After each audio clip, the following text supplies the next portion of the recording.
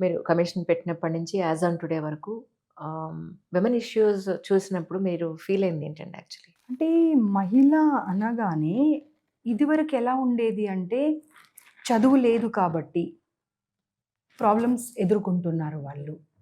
కానీ ఈ సీట్‌లో కూర్చున్న తర్వాత తెలిసిందేంటంటే మీరెంత చదువుకున్నా, మీరెంత ఆర్థికంగా బలంగా ఉన్నా ప్రతి చోట ప్రాబ్లమ్స్ అనేవి డెఫినిట్‌గా ఉన్నాయి. సో దీన్ని బట్టి చదువుతో సంబంధం లేదు.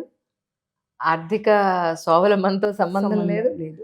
అంటే విమెన్ మీరు ఈజ్ వల్నరబుల్. ఇంట్రోవర్ట్‌గా ఉన్న ప్రాబ్లమ్సే, మీరు ఎక్స్‌ట్రోవర్ట్‌గా ఉన్న ప్రాబ్లమ్సే, మీరు స్వేచ్ఛని ప్రాపర్‌గా యూజ్ చేసుకుంటున్న ప్రాబ్లమ్సే, స్వేచ్ఛగా లేకపోయిన ప్రాబ్లమ్సే. అంటే మీరు ఎలా ఉన్నా సరే ఏదో ఒక రకంగా ఇబ్బందికరమైనటువంటి పరిస్థితులు మాత్రం డెఫినెట్‌గా ఎదుర్కొంటున్నారు. దాని సొల్యూషన్ దిశగా మనం అందరం ఆలోచన చేయాల్సిన అవసరం చాలా చాలా అవసరం ఉన్నది. సో మేధావులందరూ ఒక చోట చేరి మేధావులతో పాటుగా ఆ కింద స్థాయిలో ఎవరైతే ఎలాంటి ఇబ్బందులు ఎదుర్కొంటున్నారో అందరూ కలిసి ఒక మంచి స్ట్రాంగ్ మేధో మథనం జరగాల్సిన అవసరం ఉన్నది. సో దాని ప్రకారంగా లా రిఫార్మ్స్ కూడా జరగాలి. అప్పుడు కాస్త ఏమైనా చేంజ్ అనేది వస్తుంది కావచ్చు.